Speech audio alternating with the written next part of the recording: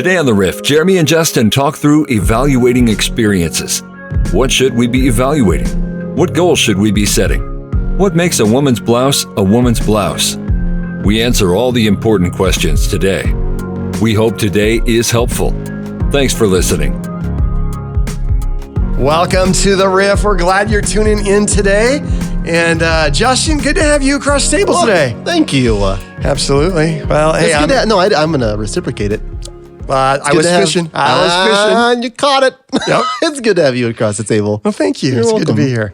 And those of you listening, it's obvious to us that without you listening, we're just wasting talking. our words. We're just talking. And that's what we're doing. Thanks for making our words valuable today. Hey, we're going to talk about, I think it's a game changer, whether it's a work setting, whether it is a personal development setting, is evaluation. So what we're going to talk about some evaluation tools that we do here.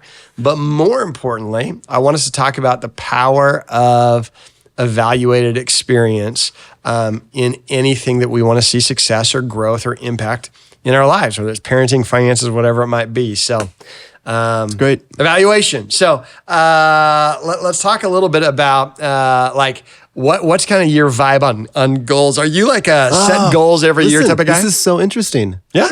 Well, I'm glad this is interesting. I know. I'm an Enneagram 3.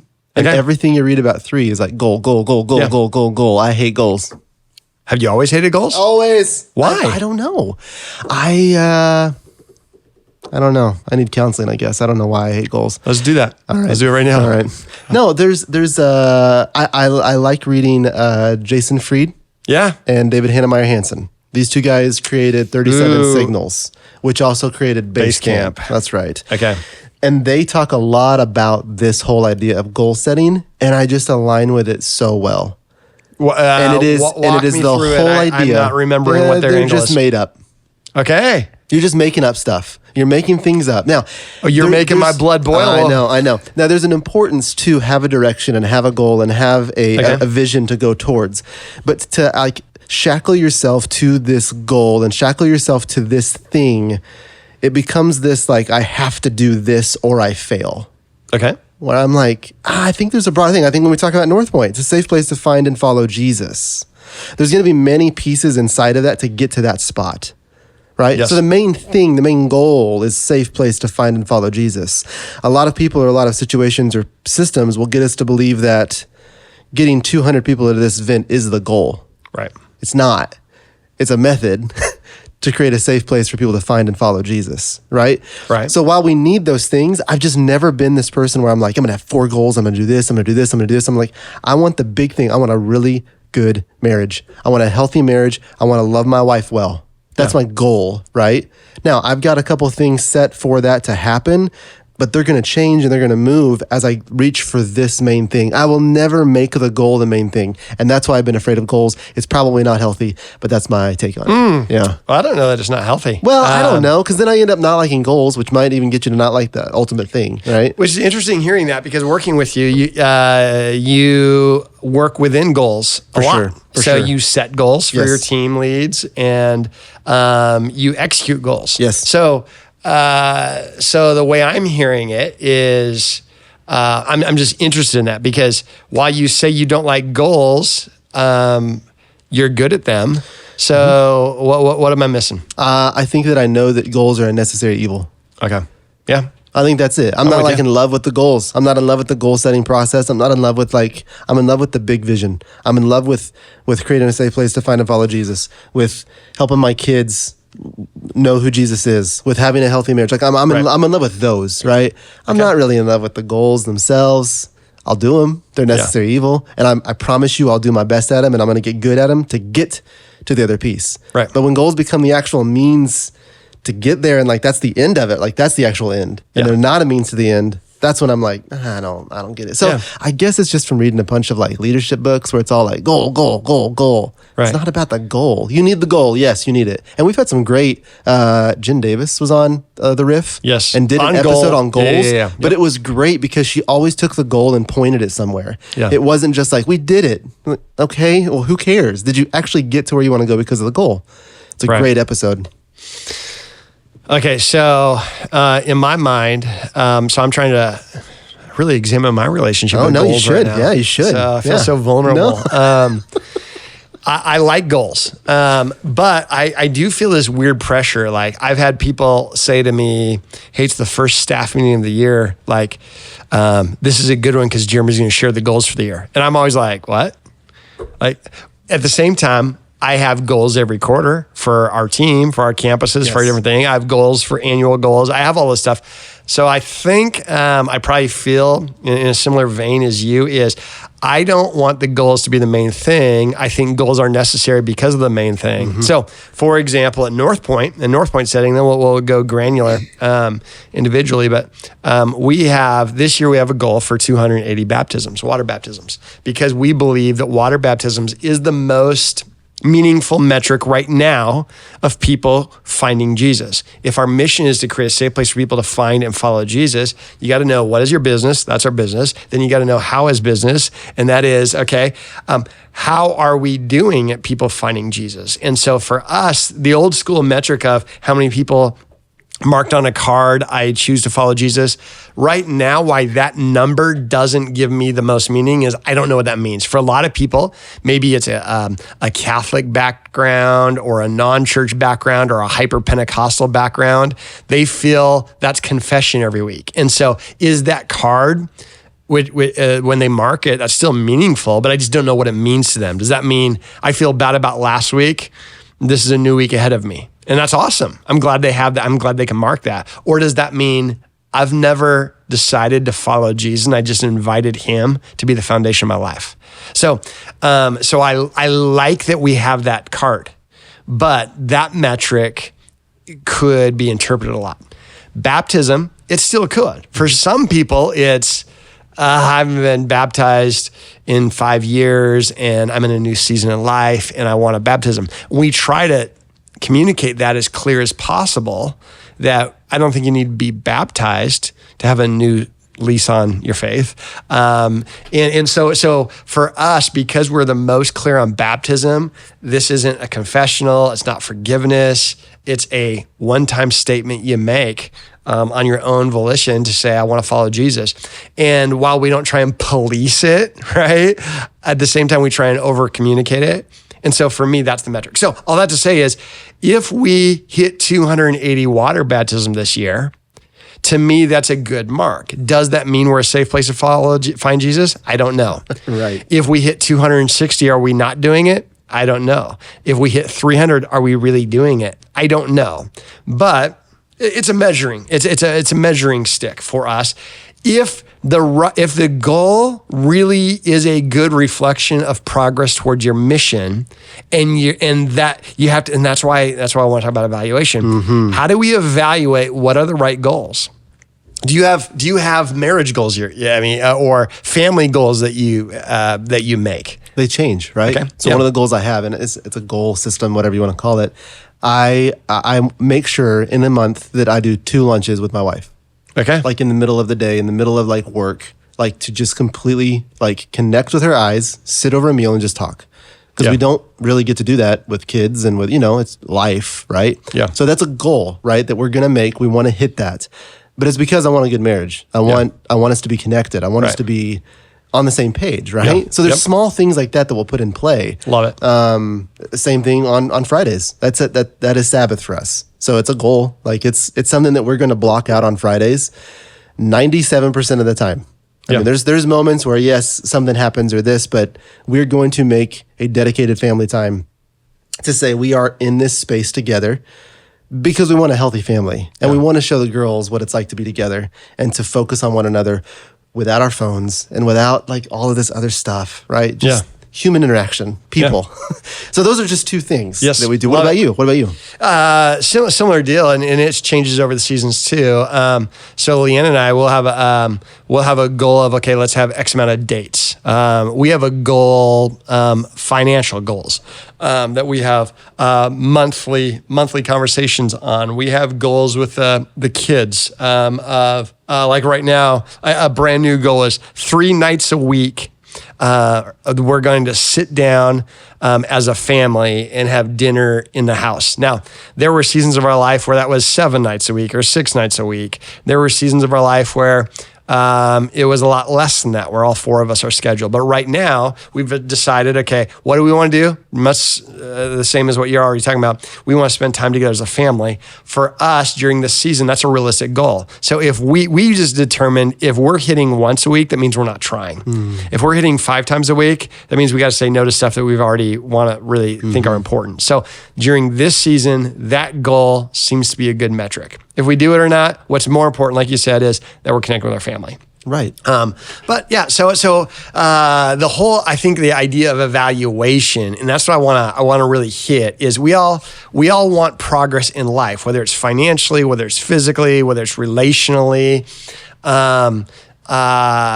I mean, what's interesting now is, like, even Leanne and I, we're not empty nesters anymore. We were empty nesters, so we had a ton of time together. Now we're having to be like, okay, how do we create time to be able to just have the 2 of us between work and family stuff?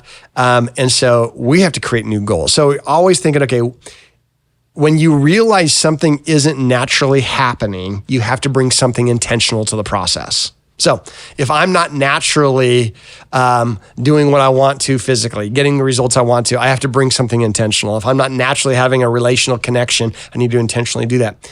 Same thing with work. So the whole idea, the first thing is we have to evaluate what are we doing. Otherwise, we're victims to drift. Yes. And you're victims to over goal setting. Okay, yeah. Like, I don't know how many conversations to have with people who are just like, yeah, I'm just going to form a goal here. I'm going to get there. I'm like, well, have you evaluated what you actually want to get to? Yeah. I mean, like, when we're because how do we know if it's a good goal if you haven't evaluated what's the good making stuff mission? Up. Right. So it's exactly the same thing you talked about with baptisms. I remember we did an offsite, and one of the goals for that quarter was 100 baptisms. Yeah. Which is, that's a large number. Yeah. We had 99. Yeah. And it was red. Yeah. And I remember not celebrating that. And I'm just like, what are we doing? Hey, right? We don't celebrate losing, Justin. Come on now. And we celebrate it, but it's in the red. And you're sending this message, right? We're sending this message to a team of like, we almost did it. Yeah. It's like, actually it moved the needle forward for creating a safe place. Yeah. It actually got 27 people more in the tank than it did the last quarter. Yes. It actually, like, all of these different things. And that's not me, it might be me being a 3 of like finding the win and everything. But just celebrate it, right? The goal is there for you to jump, right? That's it. So if it moves you forward, great. But it's based on evaluation. And I think that's the important piece for at least us. Like, the 2 times a month lunch is not like some arbitrary, like, I like First Watch, so let's just go there a couple times, right? It's a little bougie for me, but keep going. Keep going. Their oatmeal? That's the best oatmeal. I don't need best. I'm a blue collar breakfast guy. You know that about me. I knew that about you. Yeah. I know. But it's not based on like some arbitrary thing. It is based on this. We felt in a time of our life that we weren't connecting in the way that we should. I would bring things up, or she would bring things up that we didn't know about. Or we're like, how'd you not know that? How do you not know that? How do we not know each other's calendar? So let's work backwards, right? Yeah. All right, I think maybe 3 lunches. We found out we could probably do it in 2. We've gone down to 1 at times. We're like, no, that's bad. So it's based on evaluation, exactly what you're talking about. So let those goals be set by that. So walk through, like, how have you found evaluation helpful within business or within family? How have you found it helpful to guide your goal setting and guide your intentionality? Yeah, I would say experience doesn't make you better, because that's something that I grew up hearing. Experience makes you better. No, it just makes you more predictable, right? Because, for example, in my setting, speaking, I know a lot of people who speak a lot and have spoken all their lives, and that doesn't mean they're effective communicators. And I found that just because I speak more doesn't make me more effective. Experience doesn't make you better. Evaluated experience makes you better.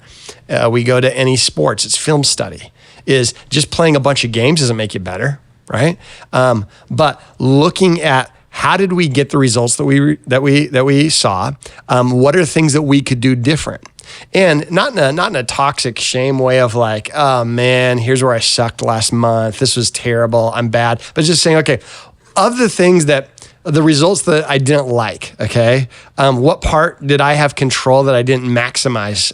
My investment, my opportunity.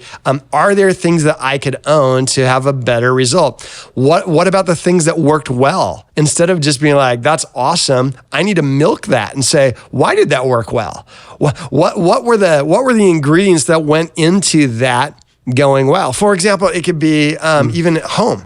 Like, man, right now I feel like this is a season we're really excited because we've got all the family back home after a while with not having them for 5 years. Now they're all back home. And man, Leanne and I were thriving. The girls are thriving. At least in our experience as parents of it, we love it. But we got to look at it and say, why? It was because we're spending great time. We just can't be like, that was a good season. Like, we got to figure out, is it X amount of meals? Is it, we're doing a trip every, 3 months or whatever. Let's figure out what makes this a win. Is it because Leanne and I are having more intentional conversations? Well, now how do I build that in?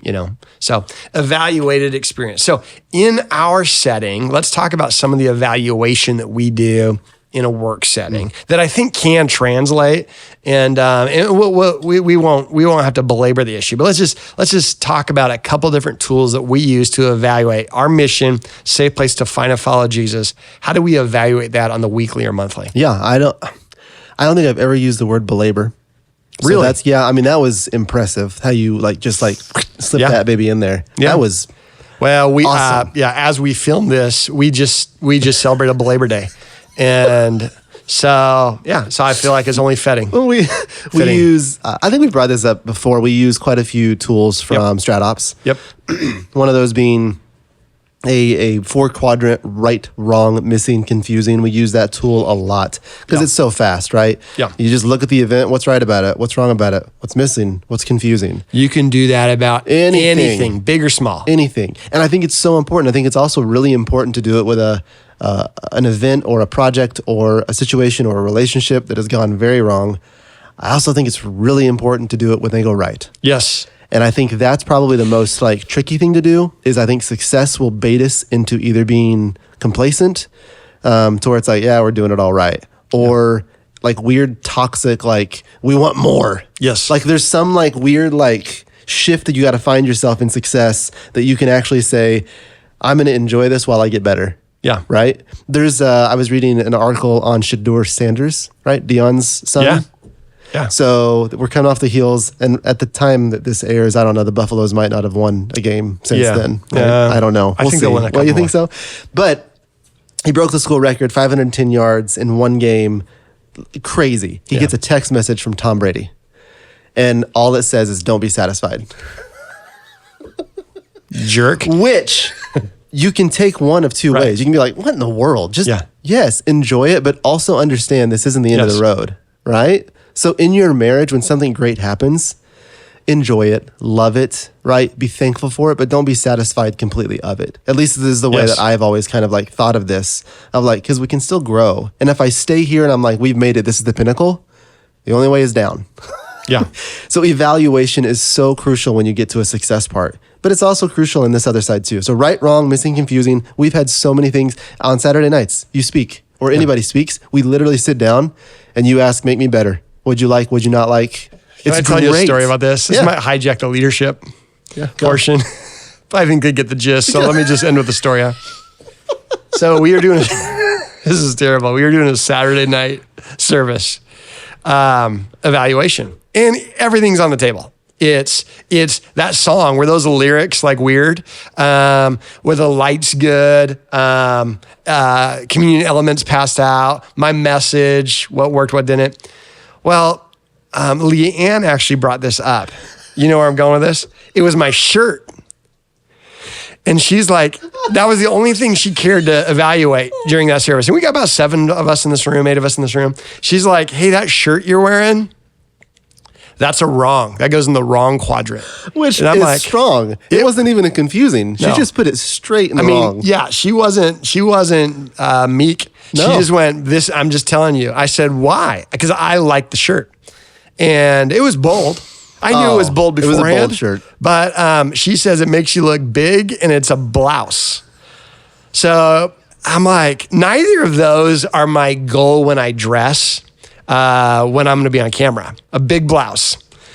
And I'm like, well, no, it's a thing. Like, it's a thing. Like, if you even looked at Judah Smith's wardrobe, right? Like, you know what I'm saying? That's a thing. It's trend. So I don't need to be validated by that room. But she's like, no, that's a wrong. That was actually distracting. She said, basically, that's the only thing I get out of the message is you shouldn't be wearing that. And so I was a little defensive because I had bought that shirt on a 2-buy-1 get 1 half off sale. So that meant I owned 2 of those shirts in different patterns.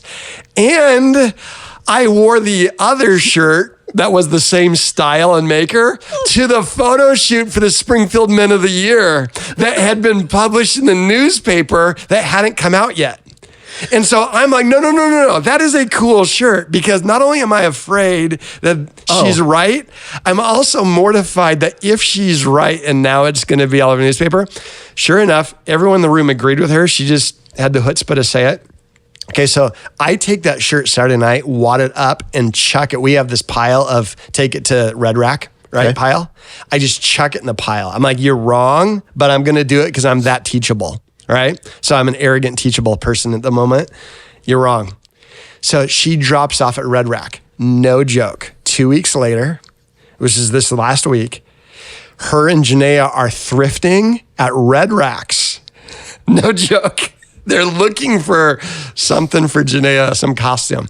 They get to the ladies section. No, they did not. They send me a picture. My shirt is in there between about 6 blouses. I kid you not. Between 6 blouses, they send me a picture of my shirt. And they're like, I'm sorry, but we were right. And I'm like, touche. No. You're right. So, yeah. So I guess apparently it was a more flowing, effeminate shirt, and that's fine. If you're into that, I'm not judging. I'm just saying that wasn't what I was going for. So, but evaluate. So I told you we're hijacking this thing. So I'm crying, man. I got no salvation, but I'm sure that'll work its way into a message sometime soon. I know that tragedy plus distance equals comedy right now. I need some distance because it's still not funny to me, but it's going to be. But honestly, if we look at, say, okay, hey, what is not working? And let's figure out why. What is working? Let me figure out why. They say a blind dog finds a bone once in a while. You've always said a squirrel finds a nut once in a while. Yeah. A blind one. Yeah. So you got to figure out why. We don't need to be blind. Let's evaluate. So I guess the homework is this. What's an area in your life that you're really excited about? Why? What's working? Figure it out and evaluate that experience and let it drive you forward. What's something that's not working? And then what I love about what you're talking about is don't just have a goal. Have something that's going to at least get you toward the right direction. Progress in the wrong direction is not progress. Right. So have the right goal. So hopefully that helps. Family life. Did they buy him? Did they buy him back? Or are they still there? No, I think I'm going to go to Red Racks today when this is done. I should buy that back. I should buy it. It'd be like a Hosea experience. Where's my Gomer? Give that sucker to Leanne. And what's she gonna say? This is a guy's shirt? Nope. No. She's already defined it as a women's blouse. That's a good idea. Yeah, okay. You're welcome. All right. Hey, thanks for listening to an episode of The Riff. I hope there's something in there that was helpful for you. But that was good therapy for me. Thank you. Good. All right. See ya. Thanks for listening to this episode of The Riff. We'll have a brand new episode every week, wherever you find podcasts.